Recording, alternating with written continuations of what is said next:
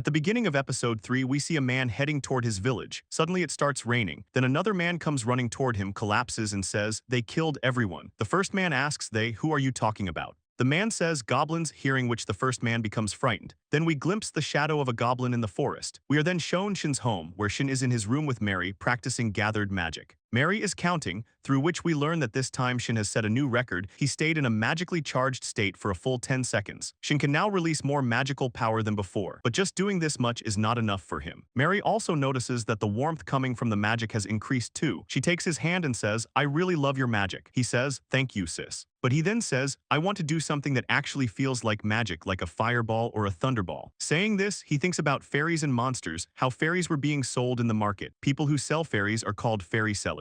But selling creatures that look like humans is something Shin's father and many others strongly disapprove of. Just then, Mary gets angry at Shin because he isn't paying attention to her, he's just lost in his own thoughts. But then both of them hear some noise from downstairs. Shin's father is telling some people to get out all the weapons. The two of them come downstairs and ask what happened. Their father explains that they've received a report that some goblins have been spotted near their town and they are going to confront them. Hearing this, an idea comes to Shin that by studying goblins, he might learn something new about magic. But seeing how serious all the adults are, he wonders, are goblins very powerful in this world? Shin's father tells his wife to bring all the women, children, and elderly in the village to the house, and then not let anyone go outside. Mary says, "Shin, don't worry, father and the others will kill those goblins, and I'll protect you here." But here Shin notices that Mary's hand is trembling. Shin's father and the other men leave to confront the goblins, but before leaving, his father says, "Don't worry too much about us. There are only 2 goblins." But then Shin asks his father, "Do goblins have enough intelligence and physical ability to climb a valley and come into our village?" His father says, "No, they're not that smart, and they don't have the physical strength to climb to such a height either."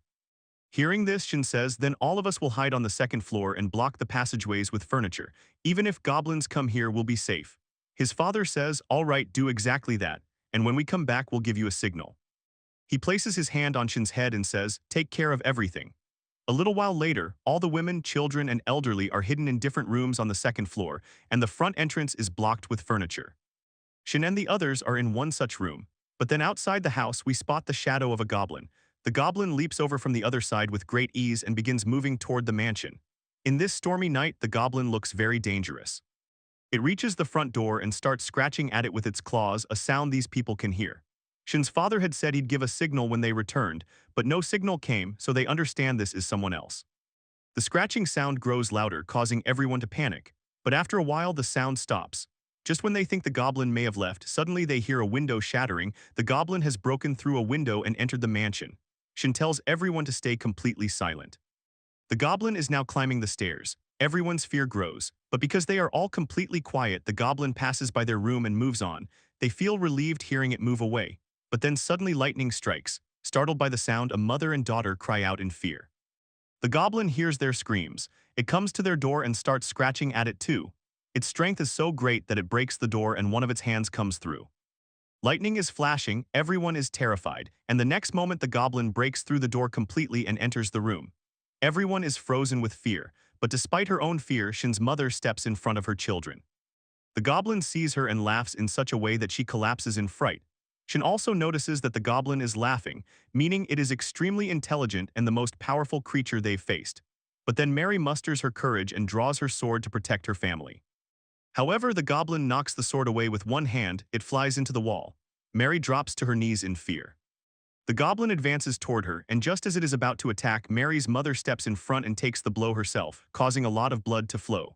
The goblin advances toward her again. Shin thinks, if this continues, they will both be killed. That is my family. I have to save them. Thinking this, Shin leaps and grabs the goblin's arm. The moment he grabs it, he feels magical energy coming from the goblin. An idea strikes him. He uses gathered magic while holding the goblin's arm, causing magical power to collect in his hand. The glowing light is visible only to Mary and Rose. To everyone else, it just looks like Shin is holding the goblin's arm normally. Then we see that because Shin is doing this, the goblin's arm begins to burn. Terrified, the goblin swings Shin away. But from its own arm burning, it writhes in pain. Shin gets back up and goes toward the goblin again. Using gathered magic, he grabs the goblin's head too. This causes the goblin's head to start burning. Shin pours everything he has into it, and within moments the goblin is dead. Shin can't believe he just killed a goblin. Because of this, the women present begin to fear Shin as well. Mary and Rose are also very stunned. Shin asks, why is everyone looking at me like that? But then Rose grabs Shin's hand and says, Shin, thank you, we all survived because of you. But then Shin's mother's condition begins to worsen, causing Mary to lose her composure. So Rose and Shin try to calm her down. Shin sees that his mother has lost a great deal of blood. He needs to stop the bleeding as quickly as possible. Some other women arrive to help, and Shin has his mother laid down on a bed. He asks, does anyone here know anything about medicine? But friends, this was just a small village, no one knew anything about medicine. So he thinks surgery, he says, I need everyone's help to save my mother. There are some sewing tools in my mother's room, please bring them, along with some alcohol and some clean cloth. The women go to find the supplies, then the mother and daughter who were saved thank Shin. Shin is not giving up. When all the materials are ready, Shin asks one of the women her name, it's Leah, who is very skilled at sewing. Shin uses a knife to cut open his mother's clothing and examines the wound. He sees it is not as deep as he feared. But he worries whether the goblin's claws might have been poisonous. Shin asks Leah to stitch the wounds. But Leah panics because in this world stitching wounds is apparently a method that has not yet been discovered. Shin explains that if they stitch the wounds, the bleeding will stop, and this is the only way to save his mother, otherwise she will die from blood loss.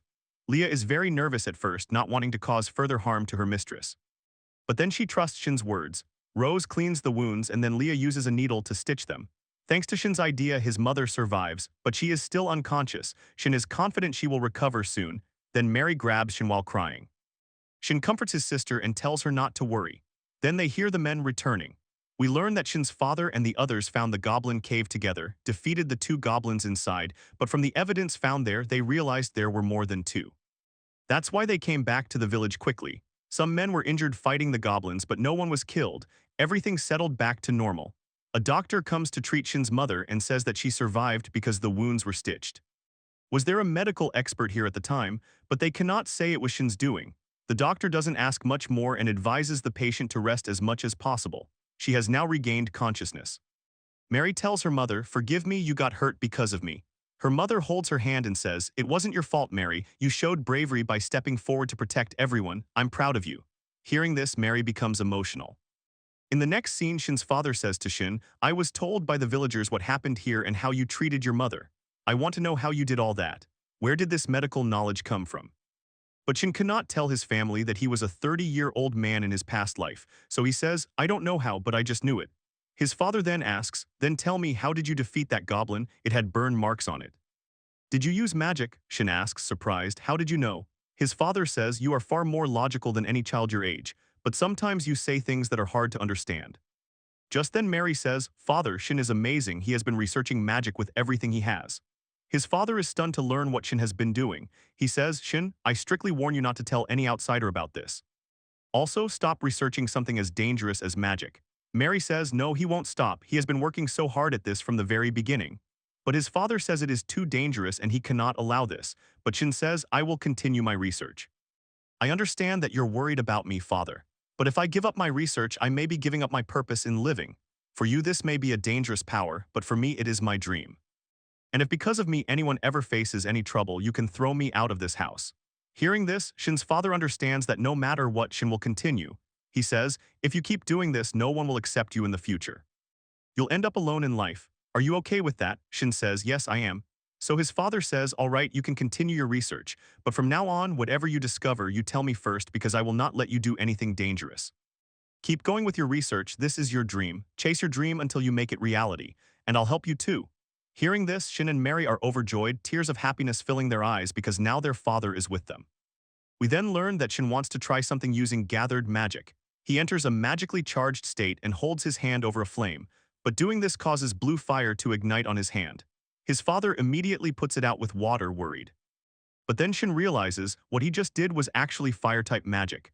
Thinking this, he starts laughing in that strange way of his, thinking that he'll soon be able to use a fireball. He tells us, from bad events, something can always be learned. Then the day comes when Shin's real magic research truly begins. We see Shin's father standing by with water, ready to pour it at any moment, because Shin is about to put his hand in fire again using gathered magic. And when he does, the blue fire ignites on his hand again. His father pours water and puts it out. Shin is ready to try again. His father puts out the fire. They practice like this many times. After a while, his father says, let's take a short break. Then Rose arrives. Shin tells her that he is trying to connect magical energy with fire and that he has also convinced his father, who is now helping him. Shin thanks Rose for the previous day, saying how happy it made him that she supported him when he used gathered magic to defeat the goblin. Rose says, "You don't need to thank me, it's because of you that we all survived that day." Rose asks where Mary is since she's usually always with Shin. Meanwhile, we see Mary on her own. Rose tells Shin that if Mary is ever troubled, he should let her know he is there for her because she thinks that is what Mary hopes for too. From various experiments, Shin learns several more things about fire and magic. 1. The more his magical energy grows, the more powerful magic he'll be able to use. 2. When he touches other hot things besides fire in gathered magic state, normal fire ignites. 3. Even if he wears a glove, gathered magic will still ignite fire on his hand and burn the glove. And 4. Even after many attempts, Shin still hasn't fully gained control over fire. So Shin says, "I wish I could release light balls from my hands like the trout fish." But Mary's hands have gotten blisters. Her father says, "Mary, that's enough for today." But Mary says, "No, I'll train more, I want to make myself strong." Shin comes and says, "Sis, you should listen to father and stop for today." But Mary doesn't listen even to him. When Shin insists, Mary first glares at him and then says, "All right, since you're asking." Shin's father says, "Don't worry about her behavior right now, she's struggling to understand her own emotions at this moment." In the next scene, Shin asks his father, "Are there any animals or plants in this world that produce lightning?" Shin wants to learn new types of magic beyond fire, and his next target is lightning. So he wants to find some electricity somewhere, because just like with fire, gathered magic will respond to electricity too. But his father says there is no such animal or plant. However, he recalls hearing about a similar phenomenon. Grass the blacksmith had mentioned something like it, but to meet him they'd need to go to Estria. When Shin asks Mary about this, she says she can't come along, she has a lot of work here. She pushes Shin out of her room and closes the door. Shin finds his sister's behavior very strange. He also noticed a bandage on Mary's hand. When they arrive in Estria town, Grass tells them about lightning. But finding lightning ore is very rare, as it is found in mining sites that require special permission to access. And even touching it is difficult because electricity comes out of it, so no one touches it. Now Shin faces a big question: how will they bring the lightning ore home? He asks Mr. Grass, "Is there no tree nearby that produces white sap?" Grass says no such thing exists. Shin understands this world has no rubber trees, then there's glass. He asks, "Do you have a mineral called isinglass? It would be completely transparent like a crystal." Grass says, "Are you talking about paper crystal?" He then brings out such a crystal, very shiny. Mr. Grass keeps some crystals for himself. Shin touches it and examines it.